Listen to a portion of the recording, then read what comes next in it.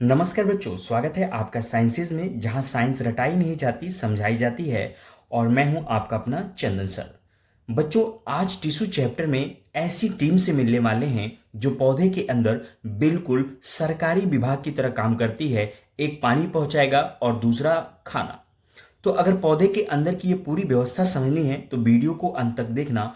और हाँ, साइंसेस को सब्सक्राइब कर लो, क्योंकि अगला सवाल हो सकता है आपके एग्जाम में आए। तो बच्चों, आज का जो हमारा टॉपिक है वो है कॉम्प्लेक्स परमानेंट टिश्यू। क्या है कॉम्प्लेक्स परमानेंट टिश्यू? यानी जिसे हम जटिल अस्थायी ऊतक के नाम से जानते हैं। बच्चों, जटिल अस्थायी ऊतक को पढ़ने से पहले आपसे एक सवाल। पौधा जो होगा बच्चों वो जमीन में खड़ा है, ठीक है। ये देखिए, ये पौधा जो है ये क्या है, जमीन में खड़ा है। जड़ें जो इसकी बच्चों वो कहाँ है, नीचे की तरफ है, ठीक है। कहाँ है, नीचे की तरफ है। और पत्तियां कहाँ है, ऊपर की तरफ हैं। कहाँ है बच्चों, ऊपर की तरफ। आपको डायग्राम में क्लियर दिख रहा होगा। तो बच्चों, जड़ से पानी, ठीक है, यहां पे मान लीजिए जब भी आप पानी देंगे पौधों को, कहां पे देंगे, जड़ में ही देंगे, ठीक है। तो इस जड़ से ये जो पानी है ये पत्तियों तक कैसे जाएगा, ठीक है। सवाल ये है कि जड़ में उपस्थित जो पानी है वो पत्तियों तक कैसे जाएगा। पौधा कोई पानी की बोतल लेकर तो ऊपर नहीं चढ़ता है, ठीक है। तो यही बच्चों काम आता है हमारा जाइलम। कौन आएगा, जाइलम। यानी जो जाइलम सिस्टम है इसके बारे में हम बात करेंगे। अगर बच्चों अस्थायी ऊतक यानी परमानेंट टिश्यू की बात करें तो वे ऊतक जिनकी कोशिकाएं परिपक्व अवस्था में अपना विभाजन करने की क्षमता खो देती हैं, ठीक है।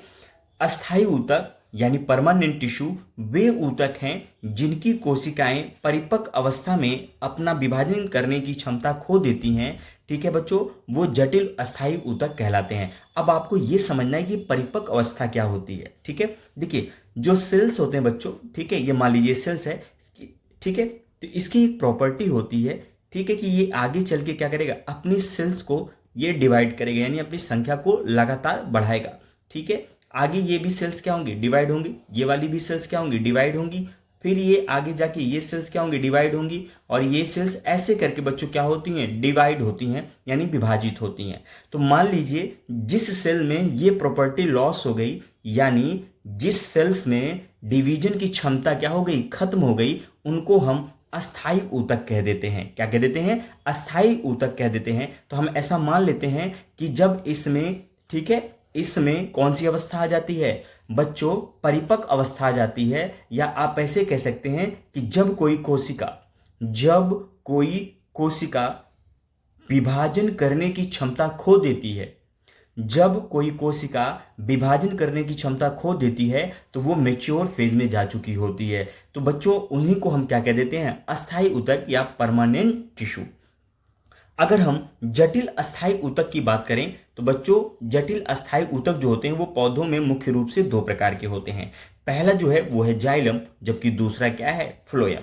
पहला बच्चों क्या है, जाइलम, और दूसरा क्या है, फ्लोएम। ये ऊतक मिलकर बच्चों, ठीक है, ये ऊतक मिलकर पौधों में जल, खनिज, लवण तथा भोजन के परिवहन का कार्य करते हैं, ठीक है। आप समझें, ये जो जाइलम और फ्लोएम है ये ऊतक मिलकर, या एक्चुअल में ये क्या है, जाइलम और फ्लोएम बच्चों ऊतक हैं। ये ऊतक मिलकर पौधों में जल, खनिज, लवण तथा भोजन के परिवहन का कार्य करते हैं। अब इसका मतलब समझेंगे आप कि जैसे मान लीजिए यहाँ पर पानी के मॉलिक्यूल्स आपने डाल दिए, ठीक है। मान लीजिए आपने जग से यहाँ पर इस जड़ को पानी दे दिया। अब ये जो पानी है ये धीरे धीरे कहाँ जाएगा, इन हरी पत्तियों के पास जाएगा, यानी पौधे के ऊपरी हिस्से तक जाएगा। तो इसको ले जाने का काम कौन करेंगे, जाइलम करेंगे। कौन करेंगे, जाइलम। अब मान लीजिए ये ग्रीन है, कौन सा पत्ती है ये बच्चों, हरा पत्ती है। तो इसमें फोटोसिंथेसिस होगा, यानी प्रकाश संश्लेषण की अभिक्रिया होगी, और जिसके फलस्वरूप क्या बनता है, भोजन बनता है, यानी फूड का निर्माण होगा। अब ये भोजन जो होगा ये पौधे के अलग अलग हिस्सों में जाना होगा, यानी इसको लेकर जाना होगा। तो इसको पहुंचाने के लिए किसकी आवश्यकता पड़ती है, फ्लोएम की आवश्यकता पड़ती है बच्चों। किसकी पड़ती है, फ्लोएम की। तो यही कह रहे हैं कि ये दोनों मिलकर पौधों में जल, खनिज, लवण तथा भोजन के परिवहन का कार्य करते हैं, ठीक है बच्चों। अब चलते हैं मेन पॉइंट, एक एक करके हम डिस्कस करते हैं। अब हम बात करेंगे जाइलम के बारे में। किसके बारे में बच्चों, जाइलम के बारे में हम बात करेंगे। बच्चों जड़ मिट्टी से, ठीक है, जड़ मिट्टी से पानी और खनिज लवण लेती है। अब इन्हें ऊपर पत्तियों तक पहुंचाना है, इसलिए जाइलम का जो मुख्य काम होगा बच्चों वो क्या होगा, जड़ों से पौधों के ऊपरी भागों तक जल और खनिज लवण का परिवहन। आप ध्यान से समझें, ये जो जड़ें हैं यहाँ पर बच्चों H2O है और साथ में कुछ खनिज लवण भी उपस्थित हैं। ठीक है, अब क्या होगा, इन खनिज लवण और H2O का ये जो जड़ें होंगी इनको अपने अंदर अवशोषित कर लेंगे। क्या करेंगे, अवशोषित कर लेंगी। अवशोषित करने का मतलब अपने अंदर समाहित कर लेंगी। अब ये जो जड़ें हैं इनको अवशोषित करने के बाद सिर्फ अपने तक सीमित नहीं रखेंगी, इन अवशोषित H2O यानी जल और खनिज लवण को पौधों के ऊपरी हिस्सों तक पहुंचाएंगे। ठीक है, कहाँ पहुंचाएंगे बच्चों, पौधों के ऊपरी हिस्से तक पहुंचाएंगी। तो इनको पहुंचाने का जो काम होता है वो जाइलम का होता है। किसका होता है, जाइलम का।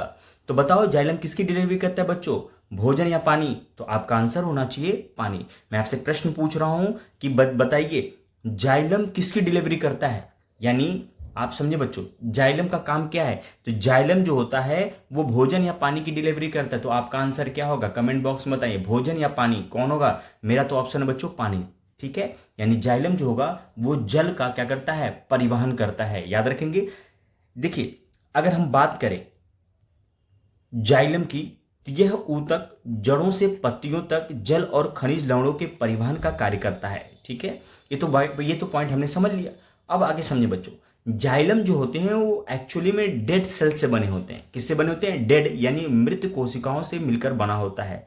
लेकिन एक एक्सेप्शन यहां पर याद रखेंगे, केवल एक प्रकार की कोशिका जो होती है वो पैरेन्काइमा, वो जीवित होती है। ठीक है, आप ध्यान समझें, जाइलम मुख्यतः मृत कोशिकाओं से मिलकर बना होता है।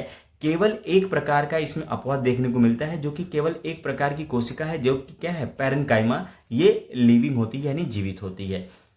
अगर हम बात करें कि ये पौधे को क्या करता है, कौन सा सपोर्ट करता है, क्या करता है, तो ये मैकेनिकल सपोर्ट करता है। ठीक है, यह पौधे को यांत्रिक सहारा भी प्रदान करता है। यांत्रिक सहारा इसी का मतलब होता है कि पौधे को जमीन में मजबूती से खड़ा रखना है। ठीक है, आगे बच्चों कुछ अगर इंपॉर्टेंट पॉइंट की बात करें, ठीक है बच्चों, अगर हम कुछ इंपॉर्टेंट पॉइंट की बात करें तो यहाँ पे आप ध्यान से समझेंगे। पहला पॉइंट जो आपको जितना भी आपने पढ़ा, ठीक है, ये जितना हमने आज कवर किया है बच्चों, इसमें अगर कुछ इंपॉर्टेंट पॉइंट है, अगर उसको हम ध्यान से समझें तो पहला, जटिल अस्थायी ऊतक कितने प्रकार के होते हैं? तो आपका आंसर होगा 2 प्रकार के। कौन कौन से बच्चों? जाइलम और फ्लोएम। जाइलम क्या करता है, जल और खनिज लवणों का परिवहन करता है, जबकि हम फ्लोएम के बारे में आगे पढ़ेंगे। जबकि हम फ्लोएम के बारे में आगे क्या करेंगे बच्चों, पढ़ेंगे। तो ध्यान समझिएगा, ये जो फ्लोएम है ये क्या करता है, भोजन का परिवहन करता है, याद रखेंगे। और साथ ही साथ ये ऊतक पौधों को मजबूती एवं सहारा भी प्रदान करते हैं। याद रखेंगे बच्चों, ये जो जटिल अस्थायी ऊतक होते हैं ये क्या करते हैं, पौधों को मजबूती एवं सहारा भी प्रदान करते हैं। तो ये हमारा जाइलम था जो कंप्लीट हुआ। अब बच्चों हमने जाइलम के बारे में पढ़ा, जाइलम की परिभाषा देखी, जाइलम क्या कार्य करता है, इन सब चीजों के बारे में डिस्कस किया। अब जो हम बात करने वाले हैं वो कंपोनेंट्स ऑफ जाइलम के बारे में बात करने वाले हैं, यानी जाइलम के घटक के बारे में बात करने वाले हैं। जाइलम जो शब्द है वो किसी एक चीज के लिए लागू नहीं होता है। जाइलम शब्द का मतलब है इसमें 4 कंपोनेंट्स मिले हुए हैं। कितने कंपोनेंट्स? 4 कंपोनेंट्स, यानी आप कह सकते हैं 4 कंपोनेंट्स मिलकर जाइलम का निर्माण करते हैं। क्लियर है बच्चों? 4 कंपोनेंट यानी 4 घटक मिलकर किसका निर्माण करते हैं, जाइलम का निर्माण करते हैं। आइए बच्चों एक एक करके हम इसके बारे में डिस्कस करते हैं। पहला जो घटक है वो है ट्रैकीड्स। ये क्या है बच्चों, ट्रैकीड्स है। अगर आप ध्यान से देखें तो ये लंबी और कैसी नालीनुमा नुकीली कोशिकाएं होती हैं। ये कोशिकाएं बच्चों कैसी होंगी, लंबी होंगी, ठीक है, नुकीली होती हैं। देखिए देख सकते हैं आप, ये कैसी हैं, नुकीली हैं। और साथ ही साथ ये कैसी है, डक्ट शेप की हैं, यानी नलीनुमा कोशिकाएं होती हैं। अगर बात करें इनकी कोशिकाएं भित्ति क्या होती है बच्चों, तिरछी, घेरेदार एवं साधारण छिद्र द्वारा उपस्थित होती है। यानी कहने का मतलब इनकी जो कोशिका भित्ति होती है हल्की सी क्या होती है, टिल्टेड होती है, यानी तिरछी होती है, घेरेदार होती है, और इसमें छोटे छोटे क्या होते हैं, छिद्र उपस्थित होते हैं। बच्चों अगर इनके काम की बात करें तो यह जल और खनिज लवणों के परिवहन में सहायक होती हैं। यानी जाइलम जो होता है वो जल और खनिज लवण को पौधों के ऊपरी हिस्से में तो पहुंचाता है, लेकिन जाइलम के अंदर ये काम कौन करता है, तो याद रखेंगे ट्रैकीड्स। ट्रैकीड्स क्या करता है, जल और खनिज लवणों के परिवहन में सहायक होता है। साथ ही साथ ये क्या करता है बच्चों, पौधों को यांत्रिक सहारा प्रदान करता है। अगर आपसे कोई पूछे कि जो ये परमानेंट टिश्यू है ये क्या करता है, तो आप बोलेंगे कि पौधे को क्या करता है, ये सपोर्ट प्रदान करता है। अच्छा ठीक है, फिर जाइलम में बात करते हैं। जाइलम क्या करता है? जाइलम जो बच्चों है वो जल का परिवहन करता है, खनिज लवण का परिवहन करता है। कहने का मतलब है कि पौधे के निचले हिस्से से ऊपरी हिस्से तक जल को पहुंचाने का कार्य कौन है? जाइलम। अच्छा, जाइलम के अंदर कौन करेगा? तो ट्रैकिड्स करता है बच्चों। कौन करता है? ट्रैकिड्स करता है। बच्चों अब जो दूसरा कंपोनेंट है वो है वेसल्स। वो क्या है? वेसल्स। अगर हम वेसल्स की बात करें, ठीक है, तो ये वेसल्स कई कोशिकाओं के आपस में जुड़ने से बनी, ठीक है, लंबी नली जैसी संरचना होती है। यानी ढेर सारे सेल्स आपस में जुड़कर एक नली जैसी संरचना बना लेते हैं। क्लियर है? अगर एक फॉर्म में अगर मैं आपको समझाऊं तो इसे आप पौधे का वाटर पाइप कह सकते हैं। क्या कह सकते हैं? Water pipe. यानी जड़ से पानी लिया और पाइप से ऊपर पहुंचा दिया। ये किसका काम है? वेसल्स का काम है। ध्यान समझेंगे बच्चों, ये अनेक कोशिकाओं की श्रृंखला से बनी मोटी नलिकाएं होती हैं। इनके सिरों की भित्ति जो होगी वो नष्ट हो जाती है, यानी ये ऊपर की जो नली आप देख सकते हो ये डैमेज हो जाती है। जिससे क्या होता है, आप इसके ऊपर एक पाइप रख दोगे, जैसे एक वेसल्स को और रख दोगे तो ये ऐसा स्ट्रक्चर बन जाएगा। इसके ऊपर और एक वेसल्स रख दो तो ये ऐसा कुछ स्ट्रक्चर बन जाएगा। एक और वेसल्स रख दो तो ये ऐसा स्ट्रक्चर बन जाएगा। यानी इससे क्या होती है, जो भित्ति नष्ट हो जाती है उससे एक निरंतर नलिका का निर्माण होता है। सबसे खास बात यह भी बच्चों क्या करते हैं, जल और खनिज लवणों का तीव्र गति से परिवहन करते हैं। यानी बहुत तेजी से, अगर पौधे में बहुत तेजी से जल और खनिज लवण का परिवहन करना होता है तो कौन रिस्पॉन्सिबल होगा बच्चों? वेसल्स होते हैं। कौन होते हैं? वेसल्स। खास बात याद रखेंगे कि ट्रैकिड्स की तरह बच्चों ये भी क्या करते हैं, यांत्रिक मजबूती भी प्रदान करते हैं। यानी जिस तरह से ट्रैकिड्स क्या कर रहा था, यांत्रिक सहारा दे रहा था, उसी तरह ये मैकेनिकल सपोर्ट का काम यानी यांत्रिक मजबूती का काम कौन करता है बच्चों? ये वेसल्स करते हैं। तीसरा जो आपको कंपोनेंट पढ़ना है बच्चों वो है जाइलम पैरेन्काइमा। कौन है? Xylem parenchyma. ये जीवित कोशिकाएं होती हैं। ठीक है बच्चों, आप देख सकते हैं ये क्या है, जाइलम पैरेन्काइमा है। ये जीवित होता है, लेकिन ध्यान रखना जबकि जाइलम के बाकी सारे मुख्य घटक क्या होते हैं, वो डेड होते हैं। यानी ट्रैकिड्स डेड होगा, वेसल डेड होगा, लेकिन जो जाइलम पैरेन्काइमा होगा वो क्या होगा बच्चों? जीवित होती हैं। ठीक है, याद रखेंगे।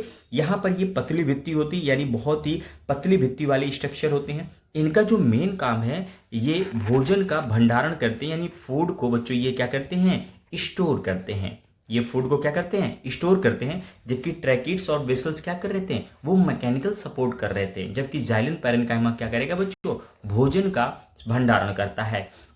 साथ ही साथ अगर बात करें तो जैसे प्लांट को डैमेज हो गया यानी घायल भाग की मरम्मत में सहायता होती है, यानी कोई टूट फूट हो गई तो उसके लिए ये जाइलम पैरेन्काइमा क्या होता है, जिम्मेदार होता है। और कभी कभी ये लेटरल मूवमेंट भी कराता है। ठीक है, यानी पार्श्विक परिवहन की भूमिका भी निभाता है।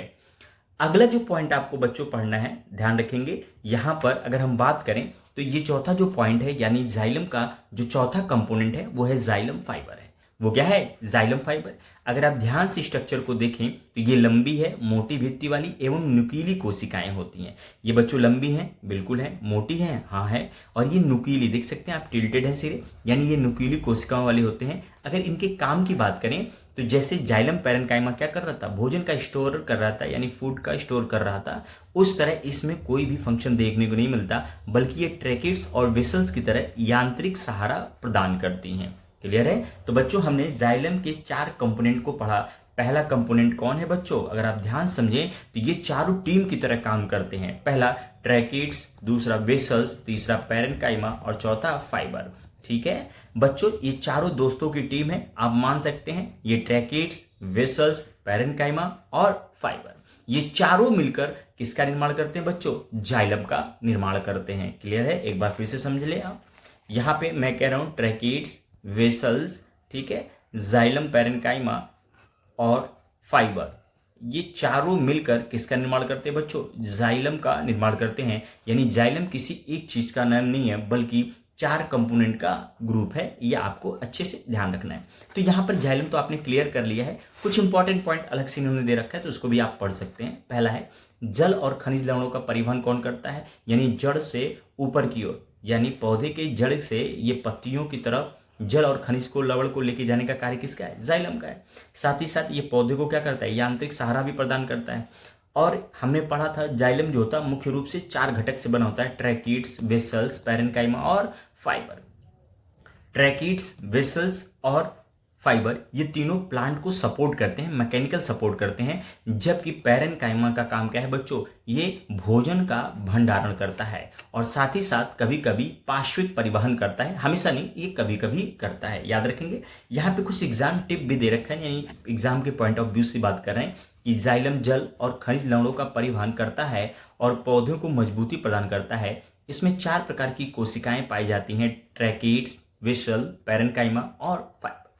जिन चीज़ों को हमने पढ़ा यहाँ पे शॉर्ट फॉर्म में इन्होंने बात करके समझा दिया है। तो बच्चों आई होप आपको वीडियो अच्छी लगी होगी। कमेंट बॉक्स में एक प्यारा सा कमेंट जरूर करिएगा। मिलते हैं इसके नेक्स्ट पार्ट के साथ, यानी फ्लोएम के साथ अगली वीडियो में। तब तक के लिए धन्यवाद। वीडियो कैसी लग रही है, आपको कितना समझ में आ रहा है, ये कमेंट बॉक्स में जरूर बताइए।